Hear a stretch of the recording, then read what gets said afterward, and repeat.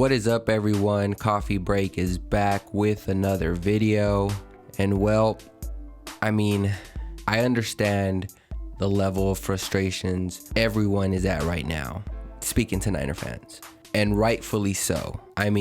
During this game, I was tweeting of how the Niners were just playing down to their opponent, and they did. The 49ers should have won this game pretty easily, but they didn't. They allowed the Eagles to stick around, and it ended up biting them in the butt. Trying to gather my thoughts here, I guess the first thing that was frustrating to watch, it's not Nick Mullins. It's this offensive line.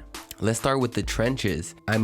Offensive line played the worst game they've played this season. Just allowed the Eagles to control the line of scrimmage, bring constant pressure to the quarterback. And the Eagles defensive line, who had about 12 sacks coming into this game, had 5 sacks in this game. 15 quarterback hits. Just kept touching Nick Mullins. And Jannard Avery had a monster game for them, but this 49ers offensive line was one of my biggest concerns coming into this game, mainly on the right side, Brunskill and McGlinchey. The Niners were easily handling the New York teams, but one constant eye-opener when rewatching those games is that McGlinchey and Brunskill were still at times getting beat, even in those blowout games. The right side hasn't fared all too well all season. Run blocking, pass blocking. But last night, no one from that offensive line showed up. At least it felt that way. I haven't really rewatched it up to this point. But even Trent Williams got beat more than a couple times, which is surprising for him and his expectations. We haven't seen that all year. That was just a constant the left side is gonna secure things. It hasn't.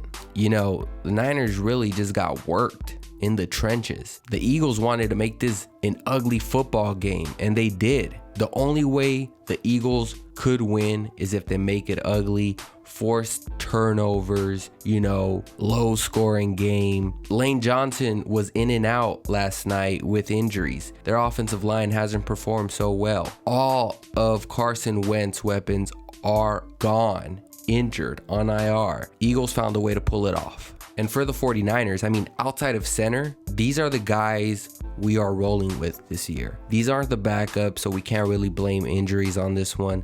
The 49ers' highest draft investment at offensive line, Mike McGlinchey, has really played terrible all year. He's taking steps backwards instead of forwards. He hasn't really improved much since his first year at pass protection. So a lot of the 49ers flaws showed up on Sunday night. They were just on full display. And really, it's part of the reason the run game was a no-show on this one. McKinnon had 14 carries for 54 yards. Jeff Wilson, 3 carries for 6 yards. That's not going to get it done. That's not Kyle Shanahan driven offense. We need that run game to feed off that play action, get the pressure off the lineman and the quarterback. And offensive line was not coming through, just was not giving these running backs a whole lot of holes to run through. So I believe it's a mixture of things. Jerick McKinnon is not as explosive as Mostert, even Tevin Coleman at times. Jeff Wilson Jr., I just think he didn't get as many carries as he should have. I think we were just feeding McKinnon way too much on the run game, but then you're kind of giving it up every time Jeff Wilson is in. He's carrying the ball. That's just a easy giveaway for the defense. So I'm not sure what the game plan was there, but I would have loved to see more Jeff Wilson Jr., even JaMycal Hasty. I get he's a rookie. He may not know everything in the playbook, but when something's not going, you got to go to the next man. Someone who could give you a hot hand. I think Shanahan could have done a better job there at balancing those running backs. But then we get into Nick Mullins. And I don't know what happened between last Sunday against the Giants to this Sunday against the Eagles. Maybe the 49ers got here too confident at home. Nick went from making bank last Sunday to losing all his money the next Sunday. I've never seen someone go from 100 to 0. Not 0 to 100, 100 to 0. That quick. I felt bad for Nick. At the end of the day, I did. he got benched. And I do agree with Shanahan there. He's your backup. It's not like you're benching your starting quarterback for a backup.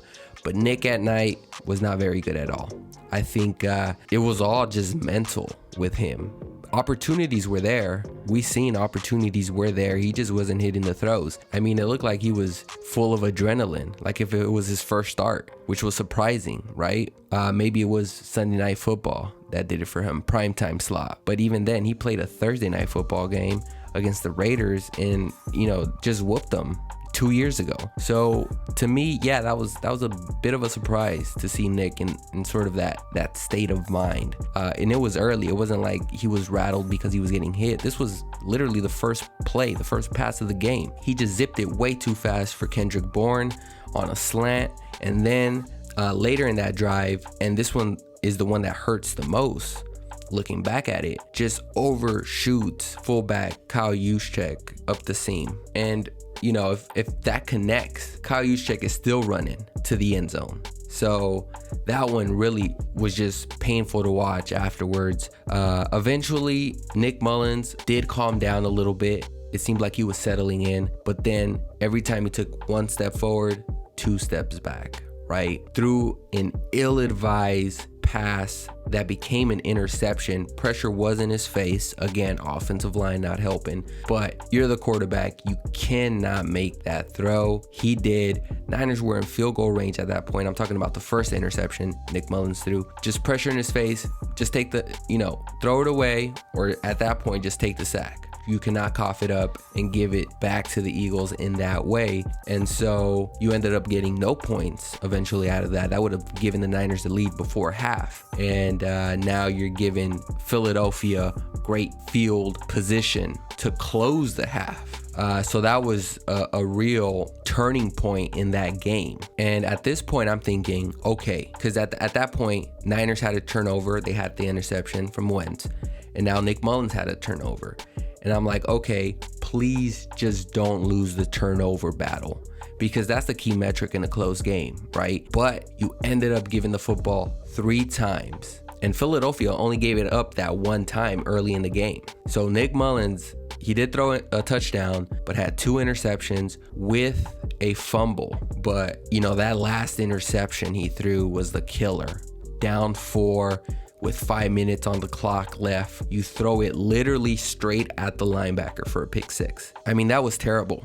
And in post game, I'm hearing he said that he saw the backer, but the pass did not come out as he expected, which I don't know. I think that makes it that much worse, in my opinion. If he hadn't seen the backer, it's one thing, but he did, and still to throw it the way he did, that was crazy. And then Shanahan benches him right after that for CJ Beathard.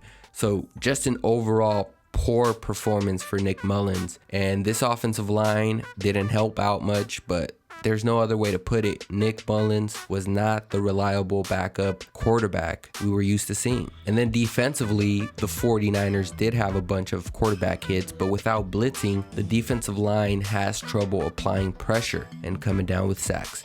I mean, Carson Wentz had time in the pocket, looked comfortable, scored a walk-in touchdown. That was the first score of the game. I mean, that can't happen. At times, I really thought they were playing him like if he was Lamar Jackson. The defense last night missed Nick Bosa. We take for granted how quick and elusive Nick really is. He is even better at that in the open field, keeping contained. And then, of course, D Ford is out, and he was another guy quick off the edge. Niners don't have that right now. They really lack quickness off the edge, and it felt like those guys were moving in slow motion. The 49ers had trouble all night slowing down and containing Carson Wentz. If you have those issues with Wentz, you'll definitely have those issues with the rest of the mobile quarterbacks in the league. So the defense allowed them to extend the pocket, extend the play, which wore them down at the end, similar to the Cardinals game. So defensively, I'd say they weren't at their best.